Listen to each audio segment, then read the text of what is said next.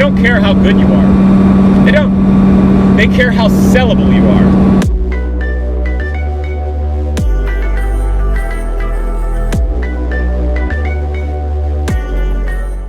Hi Casey, my name is Simran Singh, and I left you a question about starting a career in racing. First, let me provide some background. I live in Mentor, Ohio now, about 25 minutes east of Cleveland. I've lived here since I was 7.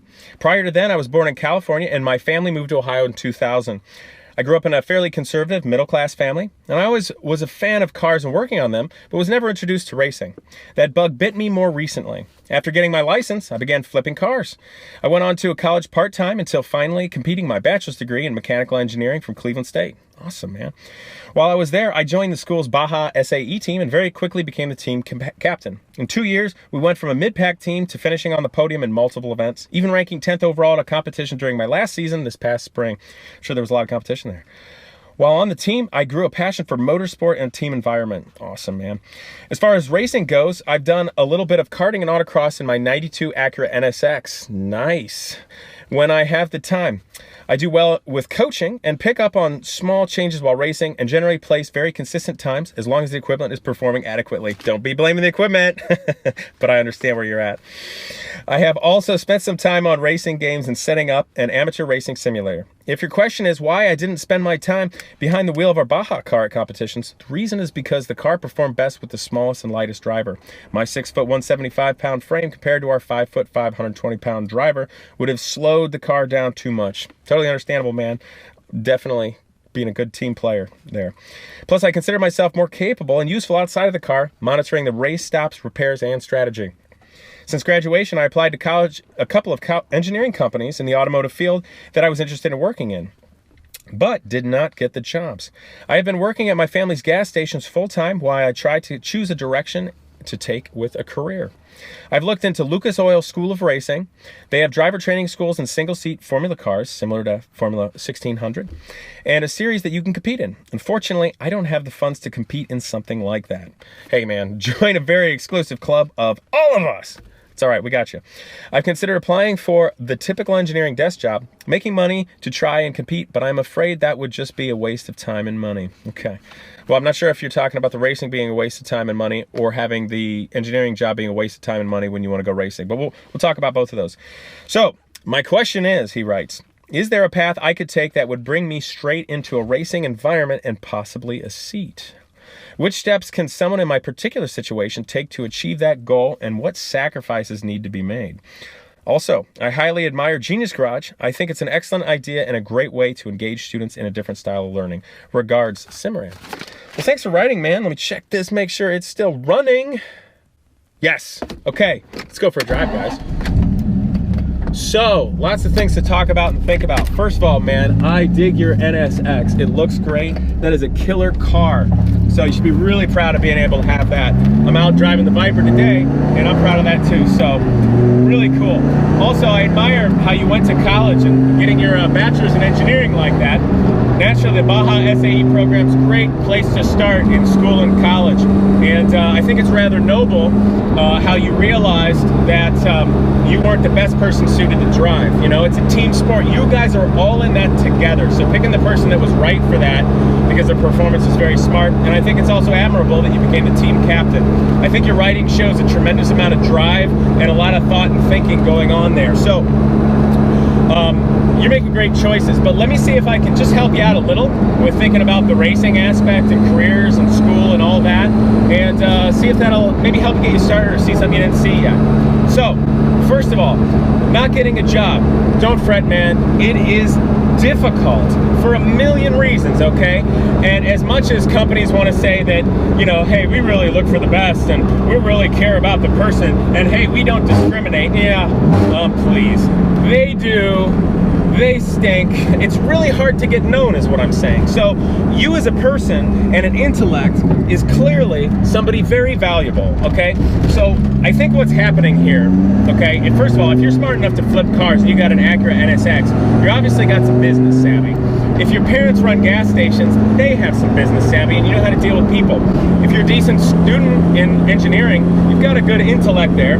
And generally I find that people that are into racing also have a great drive. So I would go so far as to say you're somebody that really is valuable and should be hired.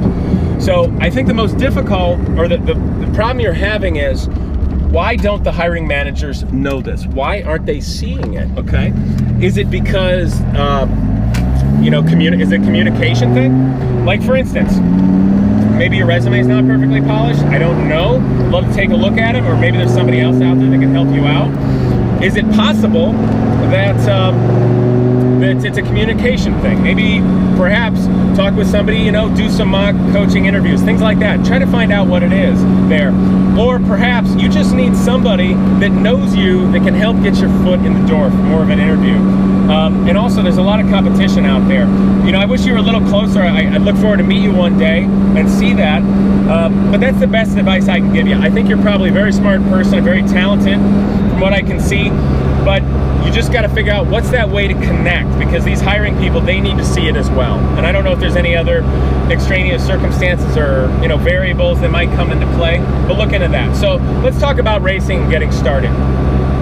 First of all, racing across the board, no matter what it is, one, is insanely stupid expensive. It just is. And that's difficult, okay? That's why it generally ends up becoming a wealthy person's sport. Now, contrary to popular belief, I was not born wealthy, nor am I wealthy now. So how did I, being a scrappy Ohio guy, ever get to do anything? Well, it's being smart and making your resources go a long way, okay? So to do that, when you're looking at going racing, the product here is you, okay? If you really want to someday get paid to race, first of all, you gotta have the talent, but people have got to want to put you there. You've got to be a sellable commodity, because the truth about racing is, and I hate to say this, but it's dead honest true, they don't care how good you are. They don't. They care how sellable you are, okay? Because racing is not like football or baseball or something like that where you can just go try out for a team and get in because you're good and have a nice smile. It's not. It's business. If you got enough talent, they can make your talent better. You know what I'm saying? They can develop you. But if you got no money and you're not a sellable person, what are they going to do with you? They're not going to take you on. I mean, there's 1,000,001 good guys out there. Why you? So you got to make yourself effectively saleable, okay? But fortunately, we live in a great time right now, a time of social media. It costs virtually nothing for you to make a name for yourself, to be somebody, to be a personality. I mean, look at me. That's basically what I'm doing right now.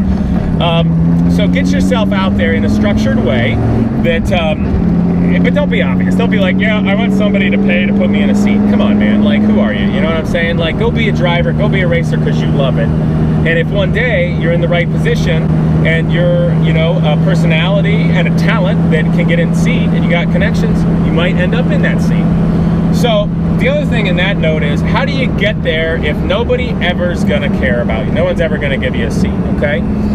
You got to make your funds last. Now, you asked me about going to a racing school, all right? Let me tell you something about racing schools, okay? They're a business, okay? Those businesses generally mean some person comes and for 1, 2, 3, or maybe 4 days comes and drives a race car and works with instructors, and they get an opportunity to do that. Now, let's talk about this for a second. First of all, if you're going to become a master at something, or you're going to be really amazing, do you honestly think you can learn to do that in 1 to 4 days? Yeah, no. Okay, it's just no. Most racing schools are the basics you need to just get your racing license.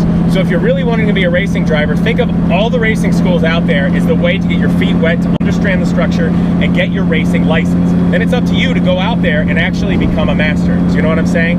And the truth about racing schools are, most of them, let's be honest, they're selling like a Walter Mitty syndrome kind of thing, to where like middle-aged guys who saved up a little bit of money, who always wanted to be a race car driver, can go do it and be like, look at me, honey, I'm a race car driver, yay! Look, I'm sorry if you do that, but let's be honest, okay? The percentage of people, you know, young men and women who go to a driving school like that and actually become a racing driver is like virtually nothing. So just keep that in mind. Racing schools are a business. Now the other thing is, you see racing schools sometimes going, we offer a scholarship to a year's thing in this for a year. If you're the best, you'll get to drive it for a year. Okay, first of all, even if you get the scholarship, it's probably not enough to pay for the entire season of racing what you're talking about.